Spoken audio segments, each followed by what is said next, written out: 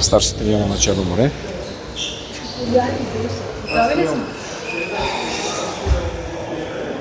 Господин, първа победа за варненци в турнира Черноморски игри.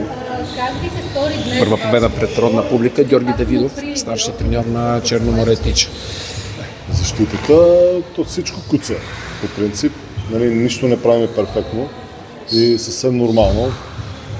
Докато се нагодим към Ямбол, така те доста освободено играят, докато разберем кой какво може от техните играчи. Второто по време мисля, че малко нещата се променихме някои неща в защита и се получиха, но играем малко тежко за този момент.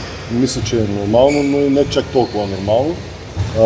Продължаваме ние да си действаме и да се подготвяме за първи официален матч в НБЛ, но все пак победата е важна и накрая някои от статистическите номера ми харесват.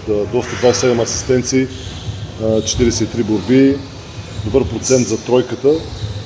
Мисля, че 11 грешки само. Последния ни мач срещу Балкан имахме 20 и загубихме с 4 срещу този кросов отбор. Така че аз мисля, че стъпка по стъпка вървиме напред.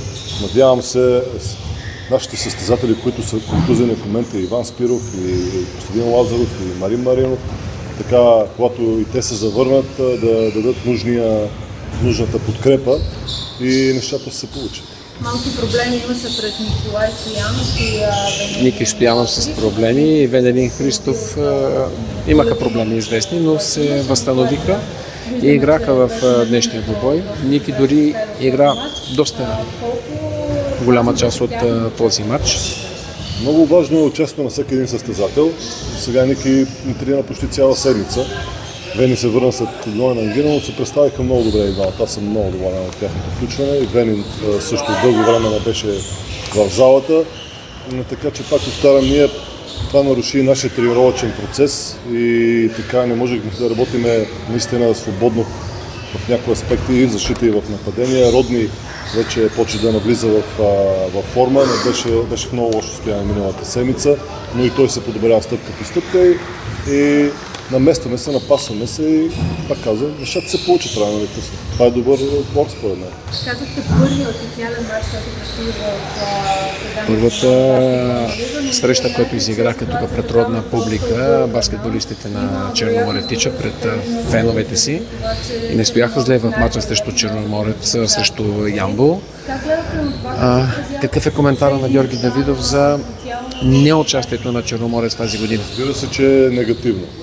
Жалко, че Черноморец не може да намери вариант да се спаси, както и ЦСКА тази сезона. И това хич не говори добре въобще за нашата действителност в България. Два отбора се отказват поради финансови причини.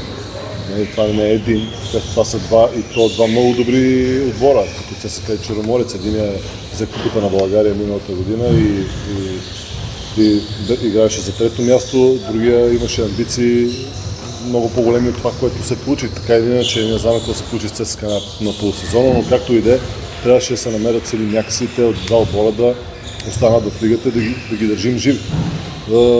Сега, дали ще има жреби, ще се реши в понеделник, ако има какво да направим.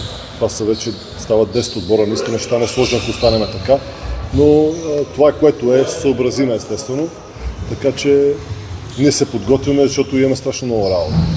Само след ден и матча за Суперкупата между Рийски Спортист и Спартак. За Суперкупата на България какво мисли Георги Давидов и какво предполага, кой ще спечели този двубой? Да, наистина дано стане интересен матч. Сега Рийски Спортист остава с амбициите си от миналата година, дори и по-големи. Аз успях да проследя матча на Спартак Плевен, които също не са никакво лоши отбори и имат нужда така да се напаснат, както нас, както ние. Ние сме в същата ситуация.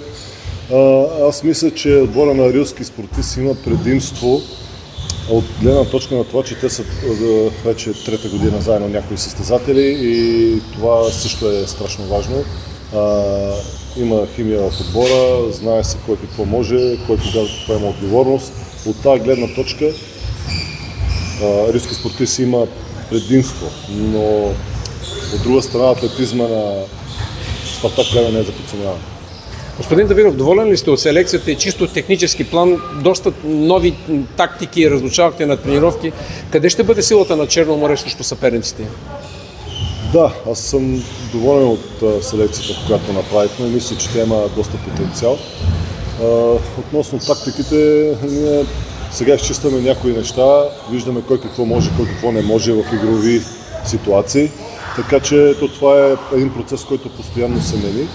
Въпросът е ние да се съберем целият отбор, нали, като комплект и да се тренира и всички да тренират едно и също нещо. Защото когато имаш контузии по една или друга причина, нещата не се получават, защото един не е на тренировка.